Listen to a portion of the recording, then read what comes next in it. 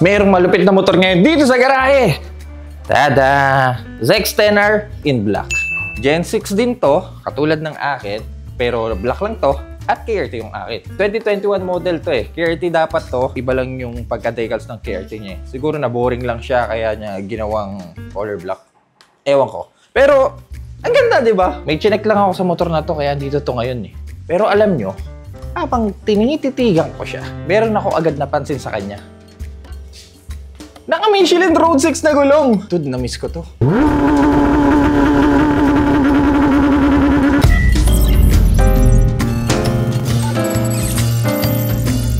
Sa mga bago pa lang sa channel, itong setup niya, itong gulong na to sa ZX-10R, gantong-ganto yung setup ko nung taong 2023 hanggang mid-2024. Tapos, nagpalit tayo to Michelin Power 5, which is by the way, pangarap na gulong ko to kung di nyo na itatanong. Pero ito ang sobrang na-enjoy kong gulong. Pares na maganda tong dalawa, pero syempre, may pagkakaiba pa rin. Itong Michelin Road 6 ang masasabi kong best pang all-around na gulong. I mean, city ride, weekend ride, kahit mild off-road pwede to eh. Pero ang pinagmamalaki ng gulong na to, yung kapit niya pagdating sa basang kalsada.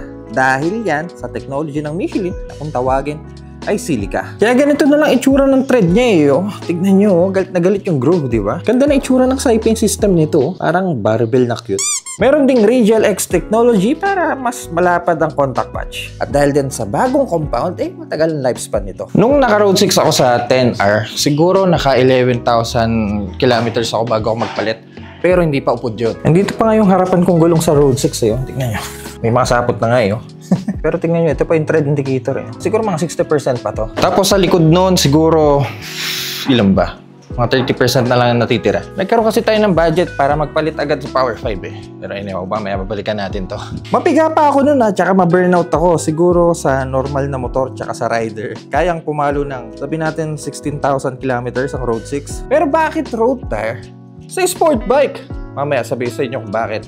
Dito muna tayo sa Power 5 na kinabit ko. Ito ang pinalit ko sa 10R dahil mas enhance ang cornering performance nito kesa dito sa Road 6. Pang sport bike kasi talaga to eh. Kaya ito ang ginagamit ko pang racetrack. Pasok sa riding style ko, hindi ako pinaya sa mga twisties, sa trail braking, tsaka madaling uminit yung gulong. So mas madali ko nagagamit yung gilid niya sa racetrack. Isa pa, ang ganda kasi ng tsura ng tread nito eh. Ang sporty ng groove. Isa ding rason kung bakit ganito na lang kaganda ang Power 5 dahil sa carbon black technology na nilagay nila sa gulong na to. Yun yung black powder niya galing sa sinunog na hydrocarbons. Anyway, hindi na ako masyadong magiging technical dito sa video na to. Kaya medyo may kamahalan siya para sa ibang gulong. At katulad ng Road 6, naka-silica technology din to. Kaya makapit din pagdating sa basa. Yun nga lang, hindi ganun kakapit tulad nitong Road 6. Kasi tignan nyo yung tread nito Pang malakasan talaga to, pang basa talaga to Ito medyo sporty. Teka, masubukan nga sa labas tong black na ZX-10R.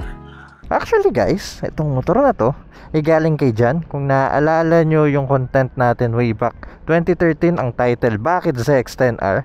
Yun yung pagkatapos kong kumuha ng ZX-10R. Siya yung kasama ko, pero green pa yung motor niya nun. Nagulat ako, black na pala. Kung makikita nyo, mayroon pang residue ng green dito. Ngayon Jan, anong pinagagawa mo dito sa motor mo? Masilip ka, baka may mga kopya malagay sa 10R. Okay, sa harapan, obviously, ang taas ng windshield niya. Naglagay siya ng Puig. Pero mas mataas to Tsaka yung akin may kurba dito Sa kanya, talagang pa-curve Salamin niya stock pa din. Pero kanina nahihirapan ako i-fold to Stock ba to? Stock nga. Siguro hindi niya masyadong pinag-fold to. Kaya ang tigas. Front end, black yung fairing niya. Parang original fairing to Pagkakaalam ko, sa 2021 model na 10R, black tong fairing na to. May mga sticker lang na green. Ewan ko Kasi iniwan yung Ninja sticker Sa baba, ito white to, alam ko. So, ginawa niyang carbon. Side fairing sa tank. Ito, mukhang nirap niya. May nakikita akong green dun. Nice. Tapos, carbon tank. Ito, pinatong niya ata ito Ilagyan niya ng tape para hindi lumitaw yung green. Nice. Tapos nagpalit siya ng ganitong tank. Quick release to Sa likod, ito, mukhang pinatungan niya. Stock, hindi ka pa naka-seat cowl. Okay. Sa baba, naka-carbon fender ka. Nice. Yamanin. Gulong, nagpalit siya ng Road 6. Baba, sliders mo ng brand to. Lightech. And then naglagay ka rin ng engine guard. Pero bakit dito wala? Tapos nagpa-carbon din ng heel guard. Na exhaust, parehas kami na exhaust. Actually, dahil sa kanya kaya napakuha ko ng ganitong klaseng SC. Ito yung mahabang SC, SC1R ata pangalan nito. Ang ganda kasi ng tunog. Tapos hindi masyadong bulahaw. Which is ganun yung nahanap ko kaysa sa CRT na maikli. Yun bulahaw talaga yun. Spools at axle sliders. Okay. Ilan ako doon ng bike mo? 8,000 odo. At kailangan natin magpagas. Steering damper to, stock naman to. Lever stock din. Itong part na to, pero napansin ko sa kanya, meron siyang device para sa tire pressure. Nice, baka ito yun. Ayun na pang mga nilagay mo. Quad lock at mukhang may charger. Alright guys, mabalik tayo sa pinag-uusapan natin kanina. Road tire sa isang super sport. Actually guys, isa to sa mga magandang setup nyo para sa mga naka super sport, kasi meron tong tinatawag na 2CT at 2CT plus. Sa madaling salita, yun ay dual compound na nilagay sa isang gulong para ma-prolong ang lifespan ng gulong nyo at kumandang performance, hard sa gitna at soft naman sa gilid. Yun yung 2CT. Kapag nilagyan mo naman ng plus, which is 2CT plus, 15% ang ginanda ng pagka-hard compound dito sa gitna, at sa gilid naman, imbes na soft compound lang, sa ilalim may hard compound pa, then sa taas soft compound, for more rigidity at mas agile ang bike sa corners. Yung technology na yun ay meron din sa Power 5, kaya ideal gamitin ang Road 6 sa sport bike. Yun nga lang, hindi katulad ng Power 5 na may carbon block. Isipin nyo 2CT plus tapos may carbon block pa. Kumbaga combo yung nasa Power 5 eh. Ito 2CT plus lang. Pero kung mga nasa normal na daan lang kayo at weekend ride, sabihin natin ganon, ipapalag na to. Tsaka mahaba pa yung lifespan. Hindi katulad ng mga tulad ko yung Power 5. 3,000 odo natin, siguro nasa 60% na lang yung tread life. Ito matagal.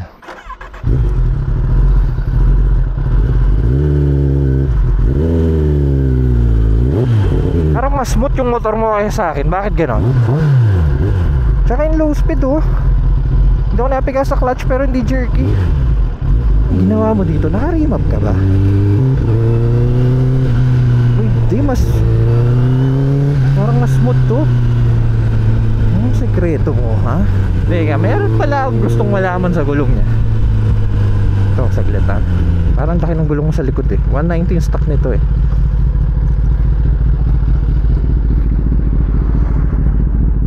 190. Nag-stick ka sa stock size ha. Sa mga nagtatanong kung okay lang bang mag-upsize sa gulong nila, sa rear of course, sa harap di naman kayo pwede magpalit ng sukat sa harap. One size up para sa akin okay lang. Wag lang 160 to 180 kasi sobrang bihira ng 170. Kung meron mang downside ang Road 6, siguro yun yung limited size niya para sa mga big bike. Alam ko ang pinakamalit na size nito, pagkakaalam ko 160 na, which is karaniwan natin nakikita sa mga 600 pataas, 650 pataas. Kasi yung mga 140 hanggang 150 na sukat sa gulong, yun yung mga nasa 400cc. Pero para sa mga 160 ang sukat pataas, dude, masabi kong ito ang pinaka best all around tire pagdating sa big bike. Actually itong gulong na to, category nito pang sport touring, pero dahil sa ganda niya, buha niya lahat ng aspect eh. Yun nga lang kapag nag-racetrack pa ako, dahil high speed tayo sa racetrack at sa X10R ang gamit natin, ang ginagawa ko, papalit pa tayo ng gulong. Pero nung nag-racetrack kasi kami sa Tarlac, meron ako ginamit na motor doon, CBR 650R ata yun, naka Road 6. Okay naman gamitin sa racetrack. Todo yung likuan natin, pero kapit pa rin. Pero ang solid pigaan, redline kong redline, liko kong liko, syempre Power 5. Kaya yun niligay ko sa 10R kasi nag-racetrack ako. Corner. Yun. Pero mukhang matatagal ulit bago tayo makapag-racetrack. At practicality wise, hindi tayo magpalit ng gulong. Tsaka ma-enjoy natin yung bike natin, nakakalayo tayo. Eh baka bumalik ako sa Road 6. Siguro busin ko lang muna yung Power 5. Kaya isang rason kung bakit hindi tayo masyadong nag-ride ng malayo gamit ang 10R, kasi ayokong maubod yung gulong ko ng ganun-ganun lang eh. Kasi aminin ko, hindi biro yung presyo ng Power 5 eh. Yung akin 200 yung sukat sa likod, 120 ang harap. Kano ba? Siguro mga 36,000 yun. Kasi 200 yung gulong ko sa likod eh. Nag-upsize tayo. Dito sa Road 6, 119 likod, 120 ang harap. Mas mura to eh. Sabihin natin ganitong sukat.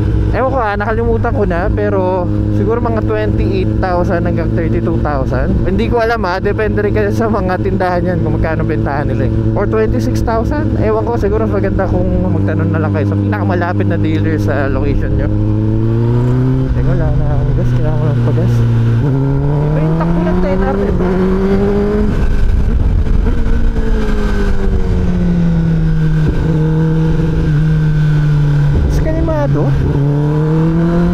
Ba't ganun? Mas gusto ko takbo ng 10R mo. ulit activate launch control nito. Tagal ko nang di nakapag launch control sa 10R. Yun, KLCM on.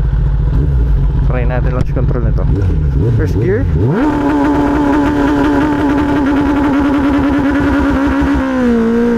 Yun!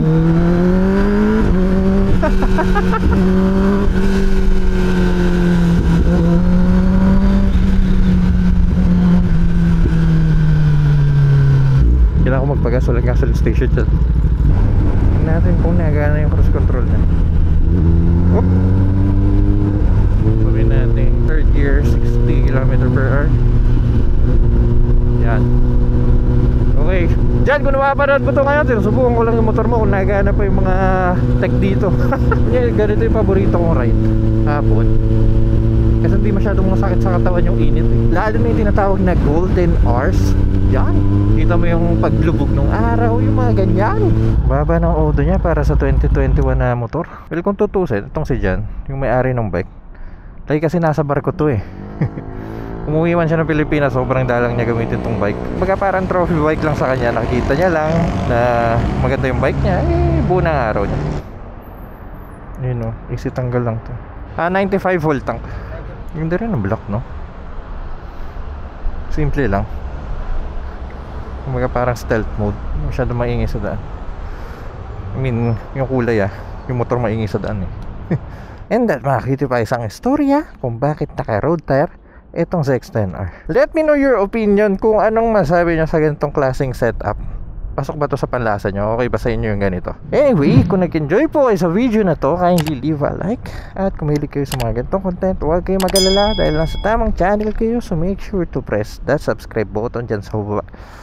Tagal kong di nakatambay dito sa lugar na to. Ngayon na lang ulit. Dami kasing tao dito eh. Kaya mga cutie pies, see you po sa next content.